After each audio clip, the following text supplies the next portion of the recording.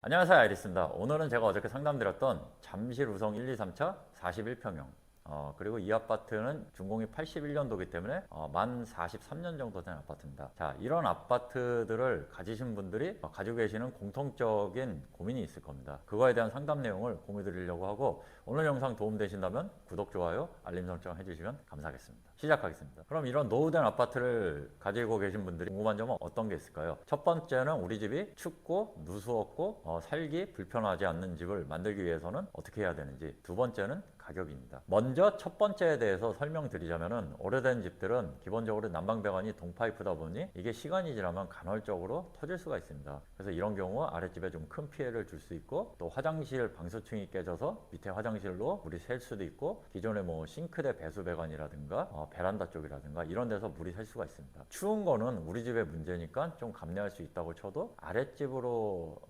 발생되는 피해에 대해서는 상당히 미안하고 또 불편함을 초래하겠죠. 그래서 이런 부분을 어떻게 수리해야 되는지, 그런 게 이제 가장 먼저 궁금하실 건데, 예전에는 이 난방배관을 교체하기 위해서는 바닥을 이제 전체 다 철거를 했어야 됐어요. 그리고 나서 난방배관을 이제 새로 다 깔았어야 되는데, 이게 코로나 시대에 접어들면서 실질적으로 이런 공사를 하는 게 굉장히 힘들어진 게, 집에 머무는 시간이 많으시다 보니까 이 발생되는 많은 소음, 먼지 이런 거에 대한 민원이 굉장히 심하기 때문에 요새는 이런 공사 자체가 굉장히 좀 어려운 상황입니다. 그래서 그 대안으로 발명이 된 게 홈파기 공법이라고, 기존의 바닥을 다 철거를 하지 않고 이렇게 난방배관이 지나가는 자리, 보통은 20cm 간격으로 지나가기 때문에 그 부분을 먼저 이제 바닥에 머글른 다음에 이렇게 그 자리를 다 그라인더 등으로 다 파내가지고 거기다 이제 난방배관을 심고, 기존의 바닥이 이제 평탄하지 않기 때문에 바닥 전체를 다 셀프 레벨링으로 미장을 하는 그런 공법이 있습니다. 이런 공법을 쓰면 장점이 아무래도 소음이나 비용, 시간에 있어서 많이 절약을 할 수 있죠. 그래서 이런 식으로 시공을 하시면 되고, 근데 예외는 있습니다. 1층 같은 경우는 기존 하던 것처럼 바닥을 다 철거를 하고 하는 게 좋은데, 그 이유는 1층이나 아니면 뭐 단독주택 같은 데 살아보신 분은 알겠지만 겨울에 굉장히 춥잖아요. 그 이유는 뭐 벽에서 들어오는 냉기도 있지만 바닥에서 올라오는 냉기가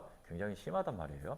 그래서 1층 같은 경우는 기존의 바닥을 다 철거하고 이제 딩크 특허로 가지고, 저희 같은 경우는 보통 50T 정도 되는 단열재를 바닥에다 다 깔고 그 위에다가 이제 난방배관을 올리게 되는데, 이렇게 되면은 그 난방배관의 온수가, 보통 열이란 거는 위아래로 다 움직이거든요. 근데 밑에 단열재가 들어가면 이게 추결 역할을 해주기 때문에 자연스럽게 위쪽으로 열이 올라오기 때문에 훨씬 더 따뜻한 집이 될 수 있는 겁니다. 물론 이제 2층 이상부터는 아랫집에서 이제 당연히 난방을 하니까 그 냉기가 빠져나가는 게 이제 덜하죠. 그렇기 때문에 1층 같은 경우는 기존대로 바닥을 철거하고 단열재를 넣는 걸 추천드리고, 2층 이상부터는 이렇게 홈파기 공법을 하는 걸 추천드립니다. 그 외에 샤시 교체나 방수하는 법, 목공 같은 경우는 제가 이제 그전 영상에도 많이 다룬 게 있으니까 제가 이따가 더보기란에 그렇게 이제 영상 링크 올려드릴 테니까 그런 거 참조하시면 좋을 것 같고, 두 번째 중요한 거는 무엇이냐? 가격입니다. 저를 찾아오시는 분들은 적어도 제가 기초공사에 신경을 많이 쓰고 좋은 자재를 쓴다는 걸 알고 있지만, 아무래도 가격적인 부담 때문에 못 하시는 경우가 많으실 겁니다. 어제 상담드렸던 우성 1, 2, 3차는 재건축이 지금 진행되고 있는데, 빠르면 5, 6년 정도, 늦으면 한 10년 정도, 그때쯤 이제 재건축이 완료가 될 예정인데, 이런 경우 저라도 아무래도 뭐 돈을 많이 쓰는 거는 좀 고민을 해봐야 되겠죠. 그래서 저도 고객의 입장에서 좀 많이 생각을 합니다. 과연 나라면은 이 집에 얼마 정도 쓸 수 있을까? 이 공사건에 대해 제가 제시 드린 금액은 1억 2천입니다. 이제 부가세는 별도니까 부가세까지 하면 1억 3,200이 되시겠죠.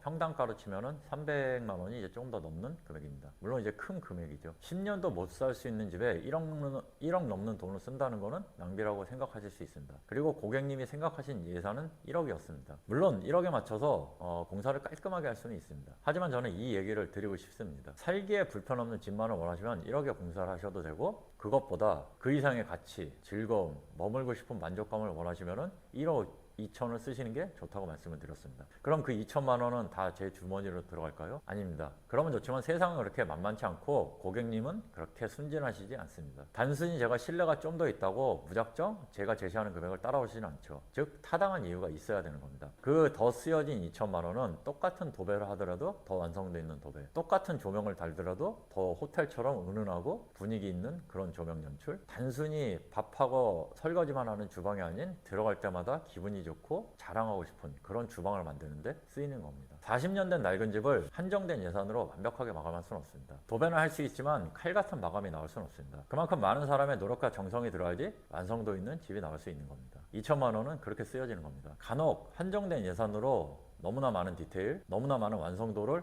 요구하시는 고객님들이 계신데 그런 경우는 이런 일이 또 발생을 할 수 있습니다. 영상 한번 보시죠. 오늘의 집에서 리모델링 업체를 찾아 계약했습니다. 계약 금액은 6천만 원. 편리하고 믿을 수 있고 해가지고 다 인증된 업체라고 이렇게 여기 나와 있더라고요. 별점도 좋았고 리뷰가 안 좋은 리뷰가 전혀 없었어요. 그런데 잔금을 모두 치른 후 문제가 발생했습니다. 작업이 다 끝나지 않았는데 해당 업체는 약속된 금액 외에 계속 추가 비용을 요구했습니다. 본사까지 찾아가 분쟁 조정을 요청했지만 결국 돌아온 건 해줄 수 있는 게 없다는 답변이었습니다. 제가 만든 사기 영상이 100만 뷰가 넘었습니다. 아직도 많은 소비자들이 좋으려고 하는 인테리어 때문에 고통받고 후회를 하고 계십니다. 인테리어는 예산에 맞춰서 하시되 꼭 욕심내지 마시고 한정된 예산 속에서 가장 퀄리티를 낼 수 있는 업체를 만나서 공사를 하시는 게 좋습니다. 왜냐하면 인테리어란 거는 다 사람 손으로 해야 되는 거기 때문에 자재값은 비슷비슷하지만 거기에 쏟는 정성은 다 다를 수 있습니다.